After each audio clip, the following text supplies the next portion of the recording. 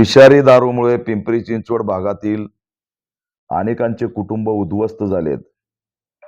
जवळपास अद्यापपर्यंत 22-25च्या वर मृत्युमुखी पडल्याच्या बातम्या समोर आलेल्या आहेत.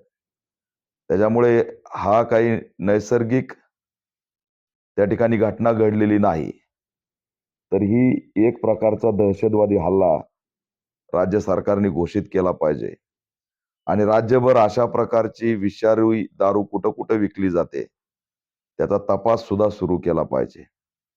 एवढ्या मोठ्या मृत्यू तांडवानंतर सुद्धा देवेंद्र फडणवीस हे गृहमंत्री पदाच्या खुर्चीवर कसं काय बसू शकतात? ऑल इंडिया पॅंथर सेना मागणी करत आहे की राज्यामध्ये कायदा व सुव्यवस्था राहिलेला नाही. अवैध धंद्यांनी थैमान घातलेली आहे. विषारी दारू पासून, ड्रग्स पासून, बटन पासून सगळ्या प्रकारच्या या ठिकाणी घटना घडतायत. मागे गोरेगावला ड्रग्स कांड झालं. 3 तरुणांना त्या ठिकाणी जीव गमवावा लागला. विद्यार्थ्यांपर्यंत ड्रग्स गेलंय, स्कूल कॉलेज पर्यंत ड्रग्स गेलंय आणि महाराष्ट्र सुद्धा आता उडता महाराष्ट्र झालेला आहे.